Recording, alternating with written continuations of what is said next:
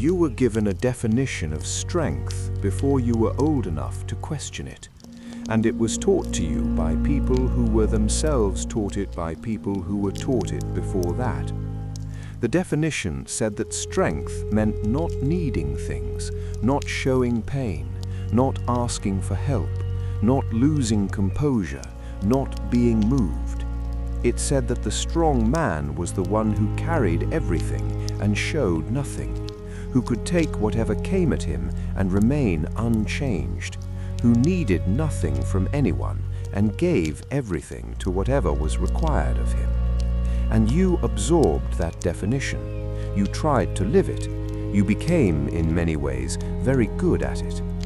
But you have also felt somewhere underneath the performance of that definition that it was missing something, that the man it described was admirable in a specific, limited way, but was also somehow incomplete, that there was something the definition could not account for, the cost of carrying everything without putting anything down, the loneliness of being unreachable, the specific kind of tiredness that comes from a man who has been strong in the way he was taught to be strong for decades, and finds, looking at what he has built, that the strength he was promised would protect everything has instead prevented him from having some of the most important things. This episode is about the other definition, the one nobody gave you, the definition of strength that actually produces the life a strong man should have. Not strength as the absence of need, strength as the presence of something richer, harder to develop, and far more valuable than anything the first definition ever asked of you. This is what real masculine strength actually looks like, and it is nothing like what you were told. The old definition produces men who are impressive at a distance and inaccessible up close, who can handle a crisis better than almost anyone and cannot handle an ordinary Tuesday afternoon when there is nothing to manage and the quiet asks something of them that the definition did not prepare them for, who are described by the people who love them as reliable but not quite reachable, who spent their most productive years building things that were supposed to make them feel complete and found when the building was done that completion was not what they felt. It produces men who cannot receive, who deflect care and redirect gratitude and minimize their own needs so automatically that they do not experience it as deflection. They experience it as simply being realistic about what they require. But the effect is the same. They move through relationships in which they give substantially and receive almost nothing, not because the people around them are not trying to give, because the system they built allows no mechanism for reception. The giving flows out, nothing flows in, and eventually the system runs low, and the man running it does not know why he feels empty, because he has been telling himself and everyone else that he is fine. It produces men who are alone with their inner lives in ways they did not consciously choose, who have not said out loud to another person what is actually happening inside them since they were young enough for it to be acceptable, who carry their fears privately, process their grief internally, manage their uncertainty alone, and whose partners and friends and children relate to a version of them that is real but partial. That is the capable version, the version that handles things, not the full version, not the one that is also sometimes uncertain, sometimes frightened, sometimes carrying something heavy enough to need another person's hands on it. The old definition of strength produces men who are admired for what they can carry and unknown in what they carry it for, men whose lives look like strength from outside and feel from inside like an elaborate and exhausting performance of something they never sure they fully believed. That is not strength. That is the sustained, expensive, ultimately hollow performance of it. Real strength is regulated presence. It is the capacity to be fully in a situation, fully feeling it, fully encountering it, fully available to what it requires without being swept away by it or shutting down against it. The man who is genuinely strong does not experience difficulty by becoming unavailable to it. He experiences it directly, processes it honestly, and remains functional throughout. That is a different and more demanding thing than not feeling it. Not feeling it is easy. Feeling it and staying present anyway, staying in the room, staying in the relationship, staying in the hard conversation, that requires genuine development. That is the thing the old definition was too simple to describe. Real strength is the ability to hold other people's difficulty without needing to fix it or flee it. The man who is genuinely strong can sit with someone who is in pain and not feel compelled to produce a solution or change the subject or leave the room. He can be present to suffering, his own or someone else's, without it threatening his sense of himself. Because his sense of himself is not built on the absence of difficulty. It is built on his relationship to difficulty, which is not avoidance, it is encounter, honest, grounded, fully present encounter with whatever is actually happening. Real strength is knowing your own interior. The genuinely strong man has access to what he thinks and feels and wants and fears, not because he performs those things publicly, because he has developed the kind of self-knowledge that comes from honest engagement with your own experience. He knows when something is wrong with him before it becomes a problem for the people around him. He knows when he needs something and can ask for it without the asking threatening who he is. He knows the difference between a real conviction and a defensive reflex. He knows himself well enough to be known by others. And that self-knowledge is not softness. It is one of the most demanding forms of development a man can undertake. Real strength is the ability to love without losing yourself. The man who is genuinely strong can be fully present in a relationship, fully caring, fully invested, fully open to the person he loves, without disappearing into accommodation or withdrawing into protection. He can stay. He can be moved without being swept away. He can hold his own ground and the other person's experience simultaneously. That is not a small thing. That is one of the hardest things a human being can learn to do. And the men who manage it are not the ones who need nothing.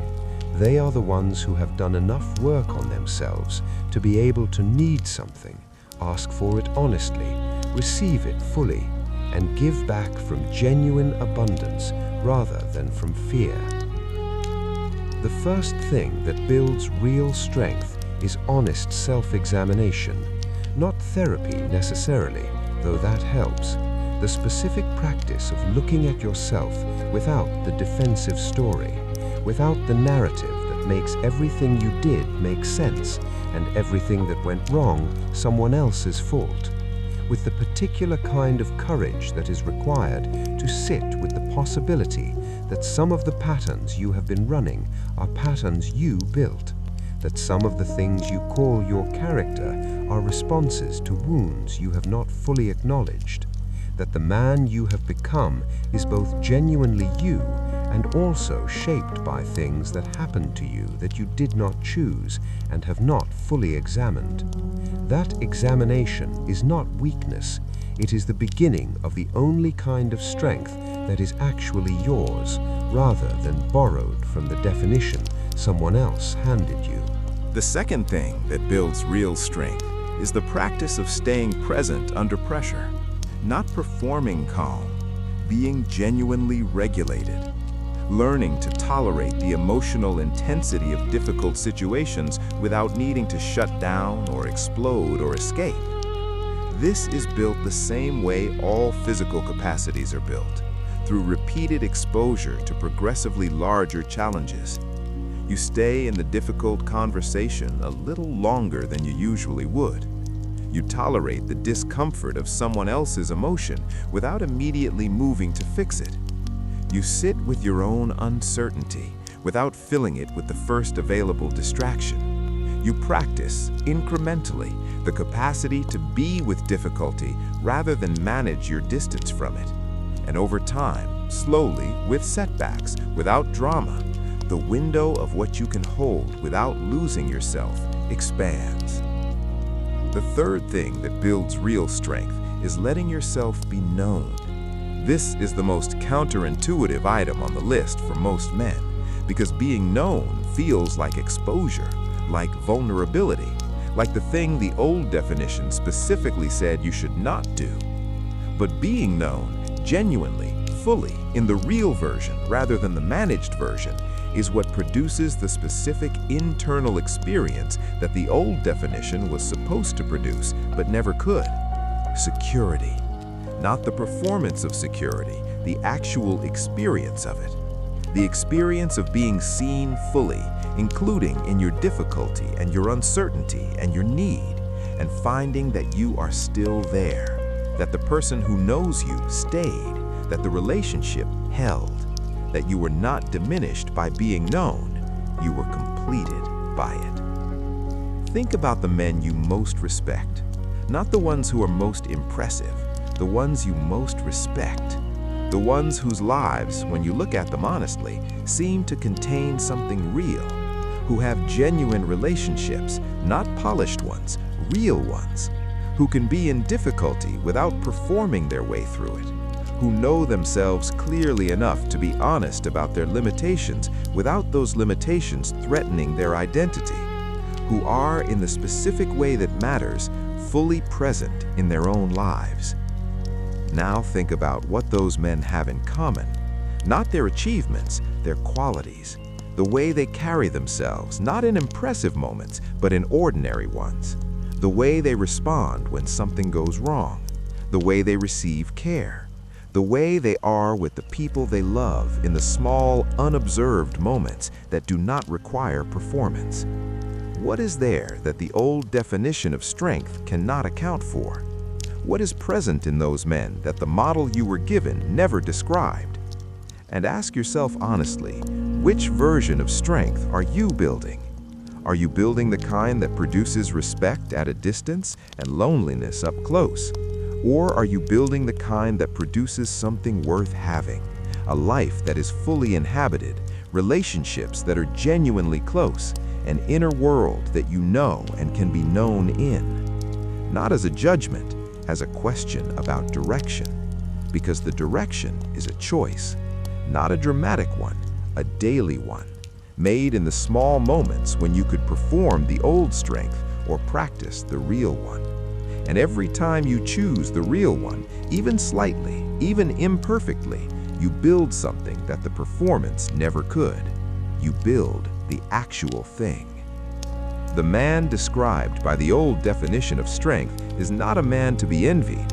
He is a man to be understood. He was built by a specific set of experiences and instructions to be capable and self-sufficient and impressive at a distance. And he is all of those things. And he is also, underneath all of them, often deeply lonely, in the way that a man who has been strong for a very long time and has never let anyone see the cost of it can be lonely. That loneliness is not inevitable. It is the product of a definition, and definitions can change. The man who builds real strength, who does the unglamorous work of knowing himself, staying present under pressure, letting himself be known, does not look dramatically different from outside. He does not become softer in the way the old definition feared. He does not become needy or weak or less capable of handling difficulty. He becomes more capable of it because he is handling it honestly rather than through performance. And the difference is that at the end of a difficult day, he can put it down. He can go home to people who know him and be with them fully. He can receive care without deflecting it. He can need something and ask for it and find that the asking did not diminish him, it connected him. That is the upgrade. Not from strong to weak, from the performance of strength to the real thing.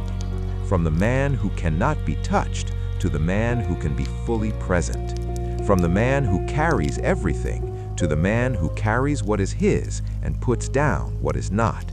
From the man who is admired from a distance to the man who is actually known. That is what becomes possible when a man replaces the definition he was handed with the one he builds for himself.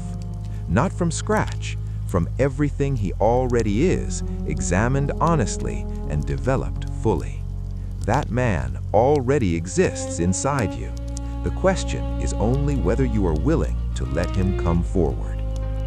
Next episode, the man who is always angry but doesn't know why, who snaps at the people he loves and cannot explain where it came from, who carries a rage that has no clear target and a frustration that no specific situation fully accounts for.